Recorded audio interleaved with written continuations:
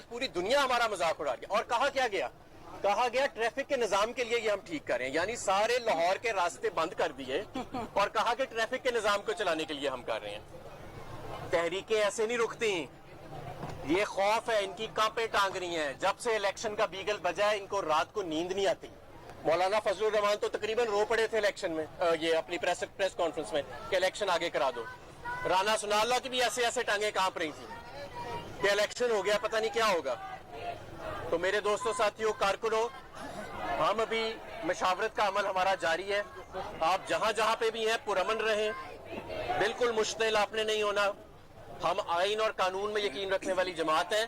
یہ تحریکوں کو ایسے فاشسٹ قسم کے طور طریقوں سے روکا نہیں جا سکتا. عمران خان کی آواز آج پورے پاکستان میں پہنچ چکی ہے. عمران خان کو گولیوں سے چھلی کیا گیا, ہمارے کارکنوں کو, ہمارے قائدین کو اٹھا کر جیلوں میں برہنہ کر کے تشدد کیا گیا, ارشد شریف کا قتل کیا گیا. کیا یہ تحریک رک گئی؟ کیا آج کنٹینر لگانے سے عمران خان غیر مقبول ہو جائے گا؟ کیا یہ جو دو گڈا گڈی لے کے پھر رہے ہو, مریم اور بلاول, اول درجے کے نالائق, اور یہ جو ان کے بددیانت قسم کے سربراہان ہیں, کیا یہ کنٹینر لگانے سے یہ مقبول ہو جائیں گے؟ اس طرح کی حرکتوں سے, الیکشن سے پہلے سیاسی ایکٹیویٹی کو روکنے سے, بنیادی حقوق کو غصب کرنے سے, اس طرح حالات مزید سنگین ہوتے ہیں. اس طرح عدم استحکام بڑھتا ہے. اور یہ تو شکر کرو کہ عمران خان آئین اور قانون میں یقین رکھتا ہے.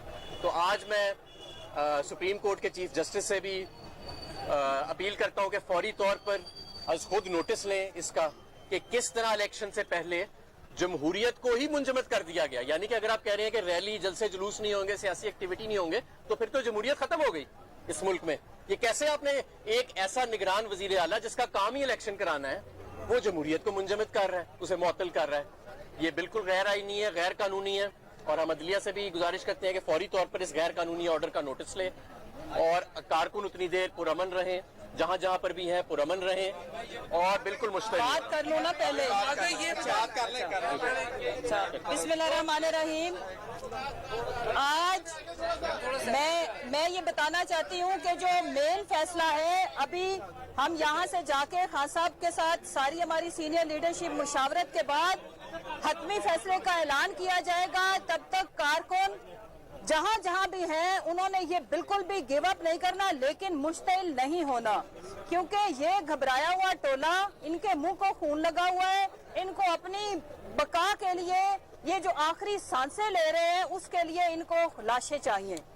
اور انشاءاللہ میں وعدہ کرتی ہوں کہ ہم آپ کو یہ کام تو نہیں کرنے دیں گے. لیکن یہ جو پلاسٹک کی چلتی پھرتی دکان, اور وہ جو بلاول, جس کو پتہ نہیں اس کی اپنی شناخت بھی بیچارے کی خطرے میں ہے, سنا ہے کہ امریکہ کے بہت بڑے ہاسپٹل میں میرے اور آپ کے ٹیکس کے پیسے پہ علاج جاری ہے. اس کے بعد فیصلہ کیا جائے گا کہ ان کی اصلی شناخت کیا ہے, کس طرح کا ان کا آئی ڈی کارڈ بنے گا.